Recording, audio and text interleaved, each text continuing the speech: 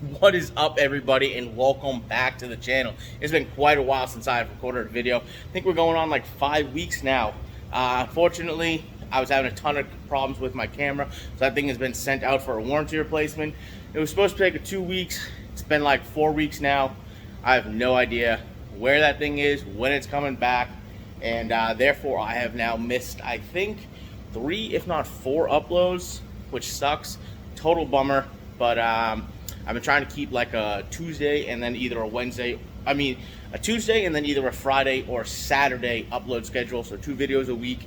That way I have enough time in between to film, edit, export, and upload and all that stuff for the video, so hopefully I could stay on schedule. And unfortunately, total bummer, but haven't been able to do that. I know consistency is key when you're trying to start up one of these YouTube channels, and which also means that I have yet to work on the Genesis whatsoever. Haven't touched it all winter. Really lazy this winter. Haven't had any motivation to do anything with it. Like I said, I did know that I was going to have some downtime, so I tried to stack a couple of videos so I didn't miss uploads. Didn't work out because, like I said, this is taking way longer for this stuff to come back in. So that's why we just got the cell phone today. Hopefully, I mean, good thing I don't run a high production YouTube channel or anything like that right now. So hopefully you guys don't even know the difference. But I did have some downtime, so I was going to be working on some Kaizen foam for the toolbox. But after like 2 weeks of doing that stuff, kind of over it today. And like I said, haven't touched the Genesis at all in weeks, if not months. So I think today we're going to be working on the Genesis. I don't have a ton of time today. But I do have a couple of things, or at least one thing that I want to get done. It's been bothering me ever since I did that hood install, the hood strut install. So I figured, since I don't have a ton of time today, I wasn't really planning on making a video today and working on the car, but I want to now. And I'm kind of tired of doing Kaizen foam and I could use a break. So I think we're going to get into that today, and hopefully it's just one quick couple-hour project, get it banged out while it's still fresh in my mind, and then we can go from there. But I guess I will give you guys a quick glimpse at all of the Kaizen foam drawers that I have done so far, because we almost have everything completed in that toolbox behind me. So before we jump into the car, I guess I'll give you guys a quick look at everything that I've done so far. To quickly try and run through these drawers that we've completed, we'll start over here. We have the plier drawer right here. Super happy with how that came out. All of my metric wrenches right here.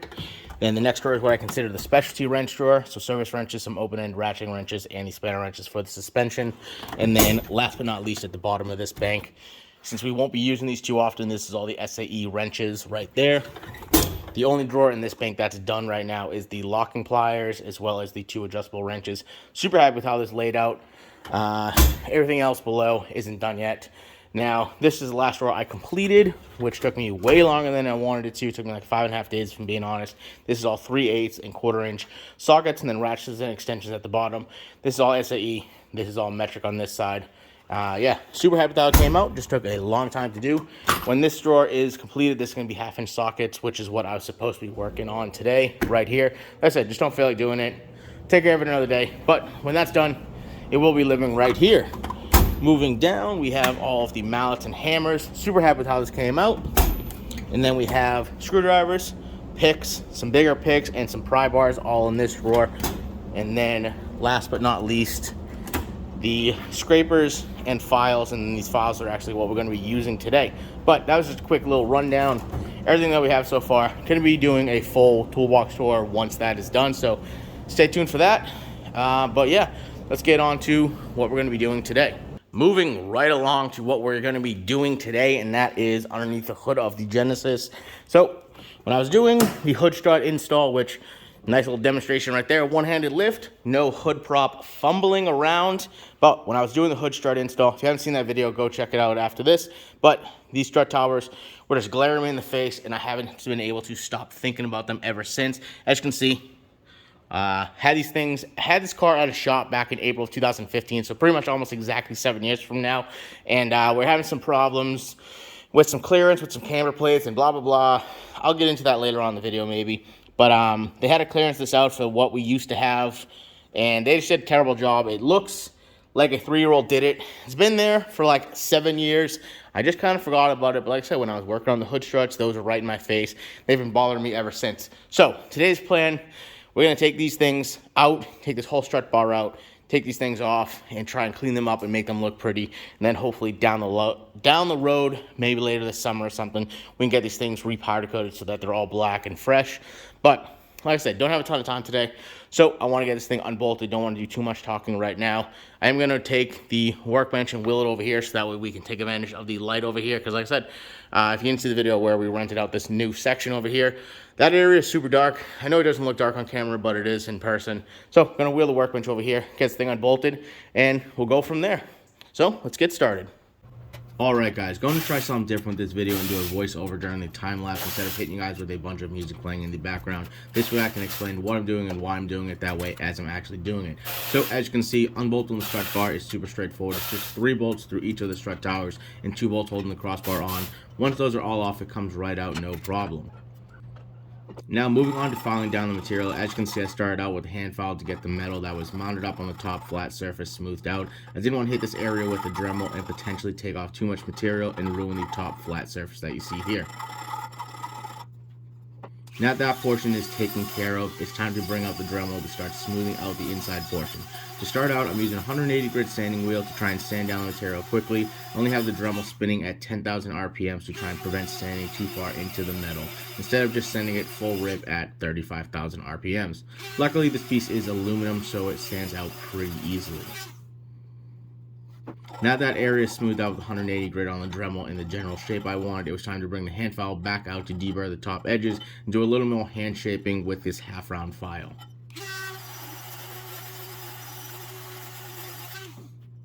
Moving right along, next step was to bring the Dremel back out, but this time with 240 grit sanding wheel to try and smooth out the surface further. 180 grit is great for getting a lot of material off quickly, but it leaves a ton of score marks, so 240 grit will help get those taken care of. At the same time, I bumped the RPMs up to 15,000 to try and further help smooth the surface.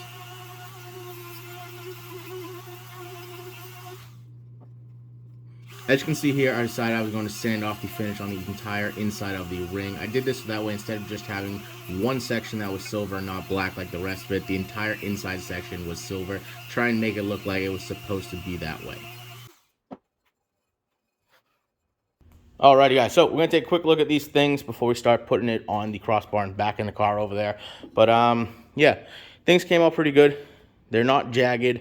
That was my main concern. So I tried to make them as close to the same shape as one another so that they kind of looked like they were meant to be this kind of teardrop shape, but obviously couldn't get too far into grinding them down or sanding them out because of the welds on these tabs right here. We did have to get a little bit of the top edge right here because the metal was kind of like mounded up, burred up and whatever. So at least that's smooth, as you can see right there. I mean, it's smooth. So yeah, it looks better than it did. I did go back off camera with I think this is a 240 grit sanding disc on the Dremel.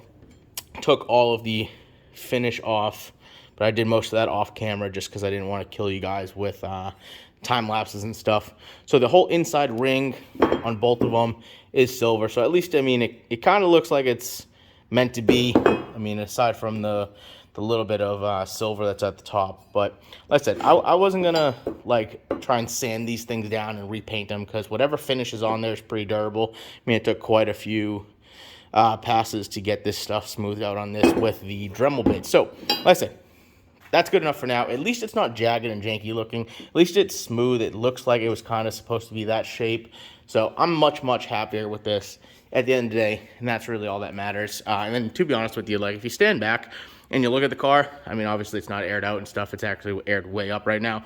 But if we were at a car show, the car's aired out and all this stuff, like I don't think the whole popped hood or even popped trunk thing like looks good. I think it throws off the whole balance of the car. I don't know, I just don't like it. I don't like the trunk popped, don't like the hood popped, hence why I don't have a trunk set up or like a crazy fancy done-up engine bay. I mean, it does look okay. It doesn't look terrible. The white does look good when it's all cleaned up. I cleaned it up not long ago, so it doesn't look too bad. I do have a snorkel that covers this whole area. If you have a Genesis Coupe, you know what it looks like. It's somewhere buried way over there. I have no idea where it is right now. But that's painted white to match the rest of the stuff. So when that's on there, it does cover up that little bit of a section right there. It does all match. So it doesn't look terrible. And then you get the white crossbar for the strut tower brace and stuff. But yeah, I don't know.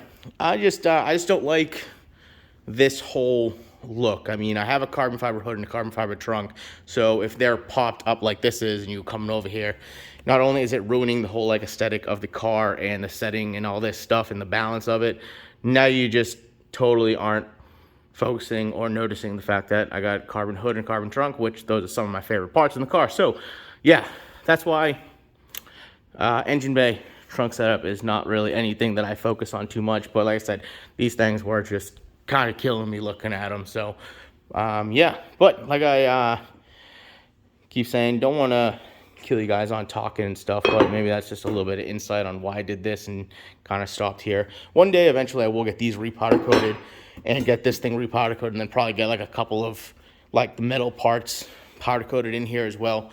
But for right now, like I said, didn't have a ton of time. I just want to bang this out real quick. I think it looks way better. So I'm going to get these things bolted back up to the crossbar right there, and then get this whole thing back in the car behind us. Alrighty, as I'm installing the strut bar back in the car, I just want to give a quick heads up for those that are wondering, but unfortunately I do not remember the name of this strut bar or the brand, which means I do not have a link for those that are looking for one. This was actually given to me by a friend that is a vendor for these cars about 7.5 years ago, so I'm not even sure if these strut bars are still made today or not. Also, you might have noticed I'm purposely jumping from side to side while installing this, and that's simply because it makes it a little bit easier to get things lined up correctly before tightening everything down completely. If you try tightening down the crossbar to the two side brackets before putting it on the car, you'd have a hard time getting the brackets to slide over the bolts going through the strut towers. Alrighty guys, so strut brace back in the car. We'll take a quick look at what these things look like now that they're smoothed out and not jagged and janky looking. Once again, that's all I was trying to accomplish today. I know they will need to be refinished, but at least they look smooth and like they were supposed to be shaped like that. The problem with like refinishing these things is then that would get me down a rabbit hole where I would have to start redoing everything, like changing out the nuts and the bolts and the washers and dressing up hardware and cleaning this and painting that and this and that, and it would just open up a giant can of worms. Don't feel like getting into it. And then stuff like this is all like dirt or surface rust on these threads. I mean, this is what happens when you live in New England and you drive a car as often as I do. I used to drive this car through winter up until a couple of years ago. So, I mean, it is what it is.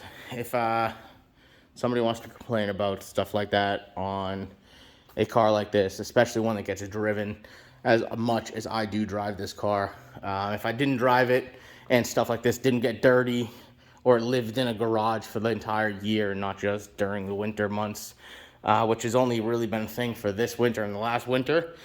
But yeah, like I said, if this stuff wasn't getting so dirty from driving it as much as I do, I probably would kind of dress it up a little bit more. But like I said, I think this is fine.